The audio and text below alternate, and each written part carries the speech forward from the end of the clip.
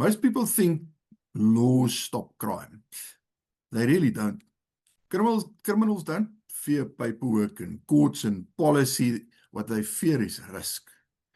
They fear uncertainty. They fear targets that don't go the way they planned. Today we break down exactly what makes criminals walk away before a crime even starts. This is part 2 of a 5-part series with Sean Lyle from Saga. Sean, good evening. Welcome back. Good evening, Rowan. Pleasure to be back again. Your article on this makes a blunt claim. It says that criminals don't fear laws, they fear risk. From your experience and from the research that we've referred to in part 1, what does it mean in real-world practical terms for everyday people? Okay, so I think you've answered it partly with the question by saying that criminals aren't concerned about statutes and laws. They don't care. It is of no interest to them. What they're thinking about is what could go wrong right now in the moment. They're not thinking ahead. Laws for them aren't immediate. They don't foresee a consequence of getting caught. And if they do, it's going to be way down the track, the consequence. Whereas for them, immediately, the risk to them is personal and partly unpredictable. They're not sure how it's going to go. So what they fear is being seen, interrupted, or resisted, or their attempt being resisted. So for them, the decision is very simple. Can they control the situation, or is the potential target going to control the situation? In other words, policy that doesn't increase real-world risk for them doesn't change their behavior. It's not a factor for them. They're concerned about what's going to affect them, not any other factor. In broad strokes, obviously. In broad, yes, of course, yeah. There's something that you highlighted that caught my attention. You said that crime is observed before it's committed, and they are watching your routines, they test your patterns. How long does this, I don't know, let's just call it a pre-selection phase, typically happen or last? And what are people missing while it's happening literally right in front of their eyes? I think potentially probably a lot longer than most people realize, because most people are thinking it's opportunistic and it just happens. So the time frame can be a lot longer, and often it's happening right in front of them, or as you would have said, under their noses effectively. So crimes are frequently observed, tested, and refined before they happen in that testing phase. So what the offenders would do, as you've rightly said, is they watch routines, they test access, and they look for patterns. And this can extend over hours, days, or even weeks. So it can be quite a long time. What unaware people miss, and at some point in our day, we're always unaware. We're focused on what we're doing, and we're distracted from what's going on around us. What they often miss is repeated presence of that person. In other words, they'll drive in and out of their driveway, and that person will be there at different times, a good couple of times, and they just won't recognize, but this is the same person, and then start asking questions. They won't generally notice unusual observation. In other words, you'll see someone walking along, but you won't notice them glancing sideways or looking at their phone or looking into properties. And for those of us that are in neighborhood watches, we tend to build up a sixth sense about being able to assess from a big group of people which ones we want to watch and which ones we think are just fine. And then pattern testing behavior. So that's something else that they do. So the bottom line is, or if we put it in different words, crime can often start long before the day that the actual incident happens. But generally it's happening under your nose. So if you were a bit more receptive and aware, you would notice these patterns. Yeah, back to that old awareness thing that I mean, as I was driving around yesterday again, I was observing people in the cars around me, and so many of them, they're nowhere, literally. Nowhere. Yeah. So it comes back to what was very profound, Jeff Cooper's color codes. And most people are on color code white, blissfully unaware, which is where statements like, he just came out of nowhere. No, he couldn't have just come out of nowhere. He must have come out of somewhere. No, no, no. He just came out of nowhere. Now, So, I surprised a friend of mine in Checkers last week, walking with a trolley, and I mean, I'm already 6'2". So with a trolley, that's just, I'm quite visible. I literally walked behind him for half an aisle before I bumped him with the trolley, and then he saw me. And that is much more common than one would like to see it, unfortunately. Absolutely. Yeah. So without being paranoid, we should be in what Jeff Cooper called code yellow of preparedness. In other words, we're not paranoid, but we are receptive and aware of what's going on around us without being in a stressed state. Situationally aware, but relaxed. Correct. There's a very powerful idea that's coming out here that says predictability gives criminals control. Can you maybe break down how everyday routines, things people do that they think are harmless, can actually make them easier targets? Okay, so if I put that slightly differently to frame my answer to the question, predictability removes uncertainty. Now, again, we're talking from the criminal's perspective.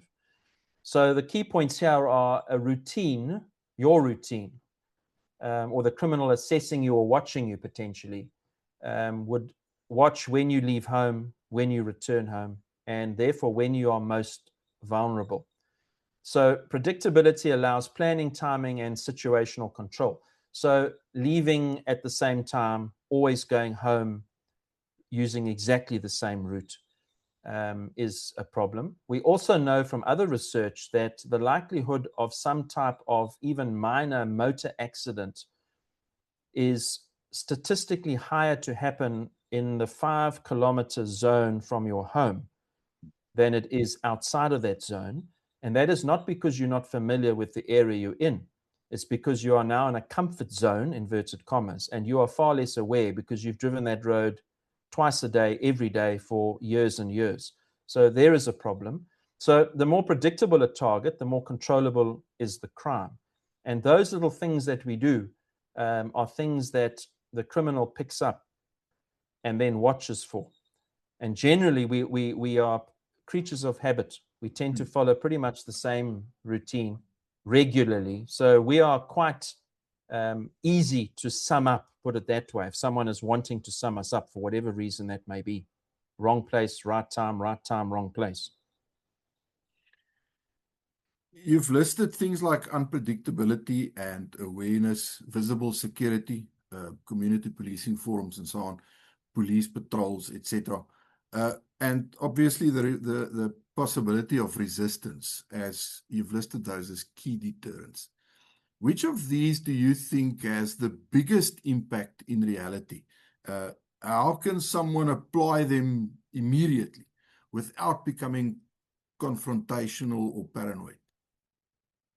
Okay, so firstly, I would say that all of those things work together, and what sticks them together, the glue that bonds them together, certainly from the research, from these two researchers, is uncertainty. Uncertainty is the glue that sticks them all together. So the key points from the research, and I draw now directly from the research, is that unpredictability disrupts planning. Awareness, your awareness, signals alertness, which is not something a criminal wants to see. Your visible security measures signals the type of difficulty that they're likely to confront, which is what we refer to as, or criminologists refer to as, hard targeting. And then your perceived potential resistance increases the risk for them. So the practical application of this, to be specific with your good question, and without wanting to be paranoid and having eyes in the back of your head, is to break those regular routines that we all fall into. In other words, vary your routes. Now, from a neighborhood watch point of view, we've got, certainly in our neighborhood watch, clear guidelines on patrol members and those involved in neighborhood watch to always vary their routes and to keep an eye. In other words, take a longer route out of the area and take a different route out of the area, so that you're breaking the routine, and also, equally importantly, you're observing what's going on in the area. So you are the eyes in the area. staying situationally aware, which is that Jeff Cooper code yellow. So you're not in a paranoid, anxious state, but you're just aware of your surroundings is another measure.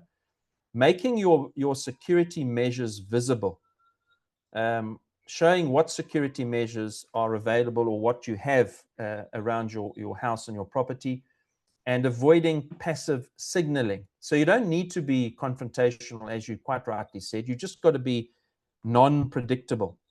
And that signaling of security measures is partly why some people without, for example, an alarm system would have the alarm indicator or status light on their property to try and imply we've got an alarm when in fact they may not have one.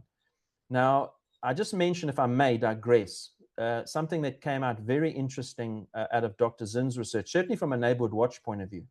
And that is that one of the things that criminals worry about the least is the alarm system, number one. And they specifically, the majority of them under interview specifically said that they know that some people have fake alarm status indicators. And then the third point they made when asked, but if the alarm is a genuine alarm, why would you not be concerned about it? And they said, well, when we are targeting these people, we're doing it in their most vulnerable time, when they are home and the alarm systems are all off. So that actually gives one a thought. Just maybe another point. There was a long list of things, and this is why you quite rightly said, if someone hasn't read this research, it's very readable, then you need to. Yeah. When asked what would be the most significant of these indicators, if as a criminal, a hardened criminal, you would have to mention one. And fascinatingly enough, and this would probably make a lot of sense, the comment dogs, but not any dogs. Generally, small dogs inside the house, they found far more significant than an alarm system or large dogs outside the house, because they feel that those were very good indicators to the residents that there was activity on the property. So there's a punt for pet owners. Small dogs, keep them inside. Because the criminals actually specifically, can you believe it, mentioned that point in formal interviews. Rather let them drive the criminals crazy than your neighbors. Than you. Absolutely. Sean, we've now established that the point here isn't about confrontation, even though correct. The possibility of resistance can often be a decisive factor. Correct. Where would you say is the line between being a hard target and actually escalating risk? Okay, so I think it's important for us to frame it, as you rightly said, that deterrence is not confrontation. Deterrence is trying to stop something before it becomes confrontational, because one's got no guarantee what will happen in a confrontation. Just maybe an important point that maybe I can make here. The likelihood of a woman being hurt in an incident, a robbery, is far higher than a man being hurt in a robbery. That came through from the research. So take that from whence it comes, but that was a specific point. They made that point. So a hard target, or making yourself a hard target, increases the criminal's uncertainty. It reduces their probable control over you, and it increases their perceived risk of the situation. So it doesn't necessarily seek conflict. It doesn't seek to escalate the situation. The goal is, in fact, to avoid the crime and not to engage. So when the criminal disengages or decides to change their behavior, then the deterrence has already succeeded. So the strongest defense is for a crime that doesn't happen, rather than for one that happens, where you become confrontational and then you're in a roly-poly in the middle of the night, half asleep. You don't want to be there. So I would frame it like that. Not ideal. You end this second article with a hard question. Does safety improve when criminals face less uncertainty or more? And also, if policymakers ignore, because I want to draw it back to that, if policymakers ignore how criminals actually think, what are the real-world consequences for ordinary South African, in this case, citizens? Okay, so I would say that the key here is that safety improves when criminals face more uncertainty, and there's lots of ways that we can induce that uncertainty. For the criminal, quite rightly, in recap, less uncertainty for them means an easier crime. More uncertainty heightens the perceived risk. So to link it back, as you rightly say, to policy, if policy, our policy, inverted commas, reduces resistance or the potential of resistance, or has the impact of reducing resistance, increases predictability for the criminal, and also removes deterrence, and we can talk about the self-defense firearm, the Section 13 at some point, then the outcome isn't accidental. Then it's a structural problem. So to remove uncertainty for offenders, you don't reduce crime, you actually make it easier. So focusing on trying to control and regulate and threaten your law-abiding citizen that may, heaven forbid, be an unwilling victim in a case like this it makes no logical sense. But it seems that our policies are all geared towards exactly that, a reactionary situation. I don't know if that answers it. That makes sense. Sadly. Sadly. Sadly. Unacceptably, but sadly, yeah. Yes. The better way to stay safe seems to be to present a lower victim profile.